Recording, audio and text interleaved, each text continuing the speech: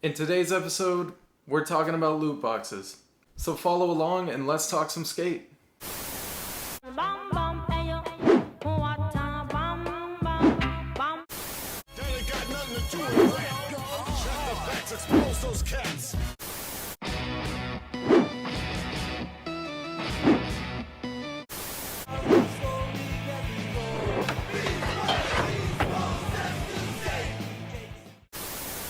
Welcome back to another episode of the Hippy Jump Podcast, a podcast all about the video game franchise Skate. If you enjoy what I bring you today, I would greatly appreciate it if you like and subscribe to the podcast. It really helps me out. So here we are, this is the loot box episode. I've been anticipating this news for a while. I knew we were going to get information on loot boxes eventually, and here we are. Today we finally got a leak. We now know how loot boxes work. Well, allegedly work in the new game. Way back when they did the first boardroom episode, I said it was very interesting that they said no paid loot boxes and not no loot boxes at all, and this is exactly why. Because I kind of figured there was going to be loot boxes, there was just a twist to it. But instead of going crazy and freaking out, let's actually read the article, try to understand how the loot boxes work, instead of just going crazy and getting mad that there's loot boxes in general.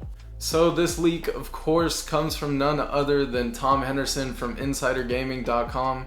Tom Henderson is very credible. He leaks a ton of stuff, especially when it comes to EA games for some reason. I don't know what his connection is there, but he leaks out a lot of EA information, and here he is with another leak. So I know a lot of people are just reading the headline in this article and just running with that, but if you actually read the article, it doesn't sound as bad as it actually is, so let's jump into this article.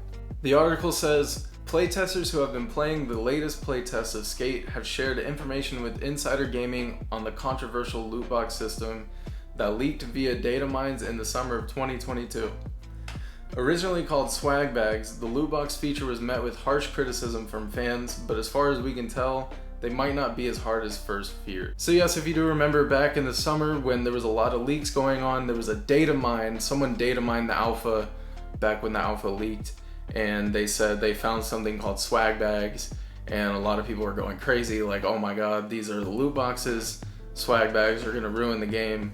I even had people in my comments asking about the swag bags, and obviously we didn't have any information on it. Someone just said, hey, I data mine this thing called a swag bag. What is that? So we really had nothing to go off of, and I said back then, let's wait and see, let's see if they comment on it. But they never did, but this finally clears up the swag bag stuff. So here we go. This is how to unlock loot boxes in Skate. Currently, the only way to unlock loot boxes in Skate is by using a currency called stars, which are unlocked by completing challenges. The harder the challenge, the more stars you'll obtain. So that sounds good already. It's pretty straightforward. More stuff you do, the more stars you earn, the more loot boxes you get with stars. And then it goes on to say, previous data mines have suggested that you'll also be able to use another in-game currency called taps to exchange for stars if needed, but such an option isn't available in this current round of playtesting. Taps are earned through tricks, general play, and increasing your reputation level. The consensus among playtesters is that taps or another form of currency will eventually be made purchasable with real-world money.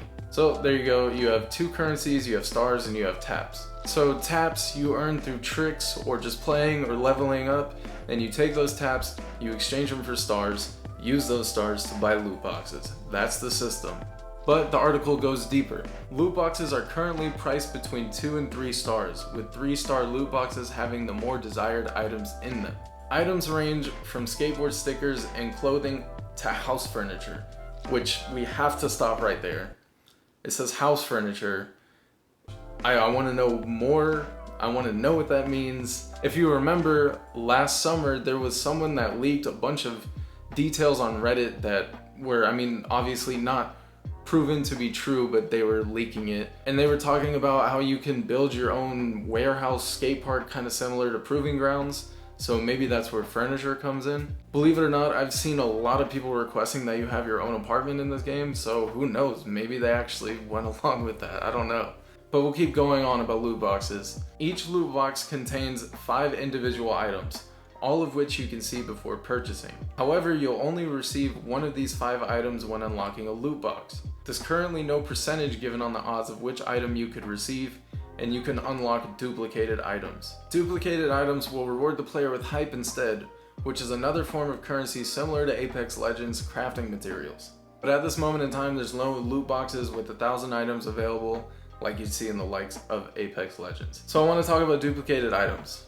Personally, I'm not a fan of this. I don't like opening a loot box or a chest and getting something that I've already received in the game before. Stuff like that can get really frustrating. Now it says it will reward the player with hype. What hype is, we don't know. I don't know if that's like your XP level, your bar or something. I have no idea. I have a little bit of a theory about hype, what hype could be, but I'm gonna save that till a little bit later in the episode. The article continues to say, there are currently 16 loot boxes in Skate with 5 items in each box, 80 items total. Presumably though, more boxes and variations will be added during special events, etc. So I guess in the alpha, you only get 16 loot boxes, I'm assuming that's what it's saying. And then out of those 16, I mean, obviously you only get 1 item, but you can see 80 items in total. I would assume if you're only unlocking 1 item per loot box, you probably earn the loot boxes pretty often. I mean, especially if you're doing challenges.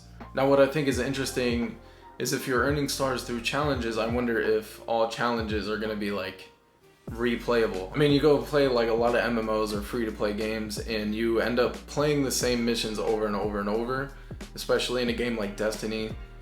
You end up grinding the same mission, which can get pretty boring after a while. But I mean, that is the nature of a free-to-play game. I'm not saying that's how this is gonna be. That's just kind of my guess. If you're getting so many items, I mean, let's say you have 80 loot boxes. Is there gonna be 80 challenges? Is there gonna be 200 challenges like to earn stars? I don't know how that's gonna work. Obviously, none of us do yet. I just hope it doesn't get too repetitive in that vein. That kind of makes me nervous. But of course, I'm sure they're gonna have some sort of like base game challenges and then your weekly challenges and your daily challenges, all that you can complete. I'm assuming 4 stars if this article is true. So hopefully they can keep it pretty fresh in that regard. I know when people hear about loot boxes in EA, they get really freaked out. They want to run away. They don't want to touch the game. I understand. I mean, we all went through Star Wars Battlefront 2. I know I did. That game was a disaster with loot boxes. Microtransactions were awful, but I genuinely do think EA's games have gotten better since then, at least in the sense of loot boxes. And let's not forget that there is still no paid loot boxes. Even with this information here, there is still no paid loot boxes.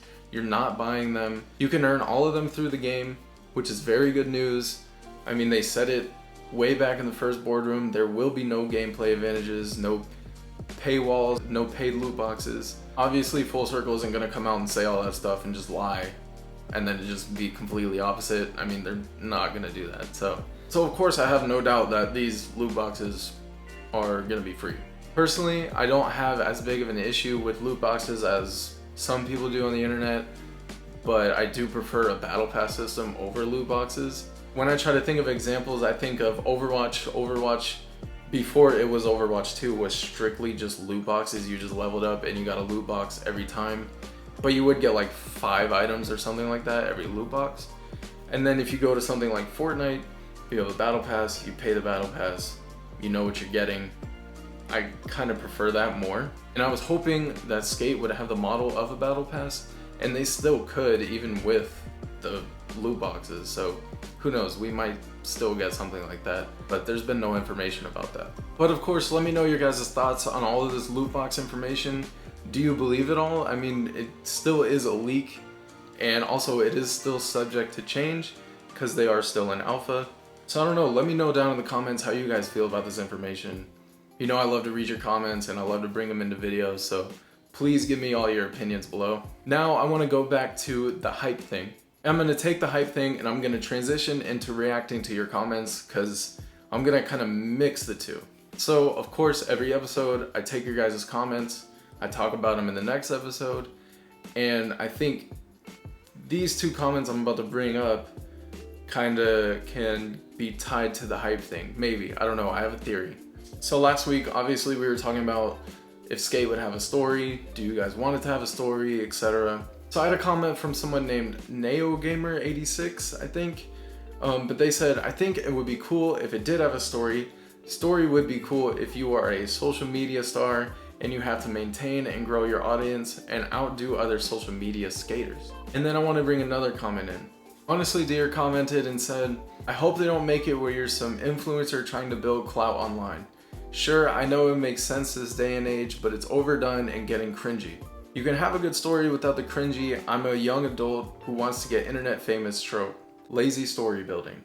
So first of all, this is why I love to do this, because these are two comments that are completely on the opposite side of each other, and that's why I love this. I mean, we can all have our different opinions and input on the new game, and it's really cool to kind of see how people think and how people's opinions like really differ when it comes to this game. Of course, there's no reason to argue or anything like that, which never happens in my comments, but you know, anyone can have a different opinion than yours.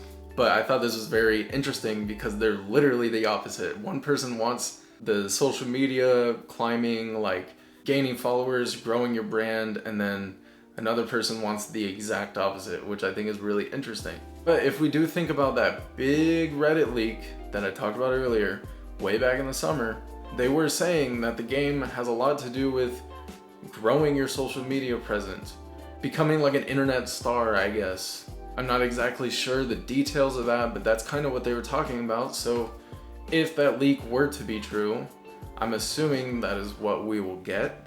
I guess that would be our story that we were talking about last week.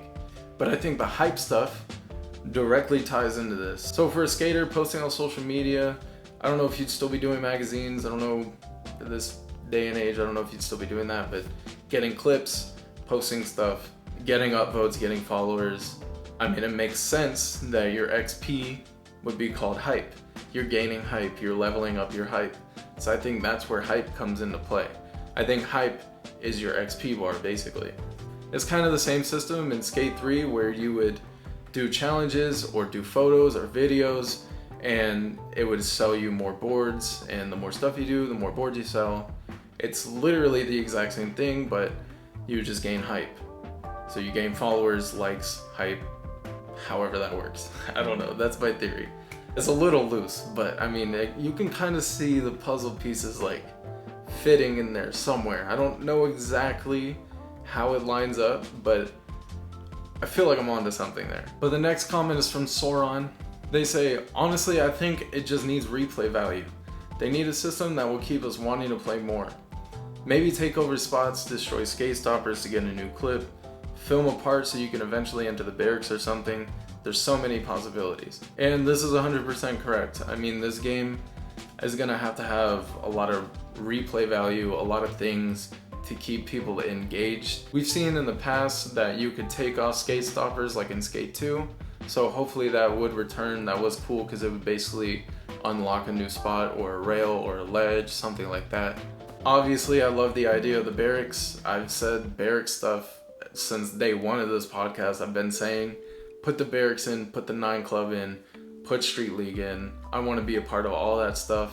But like they say in this comment, there is so many possibilities. They could go so many routes with it.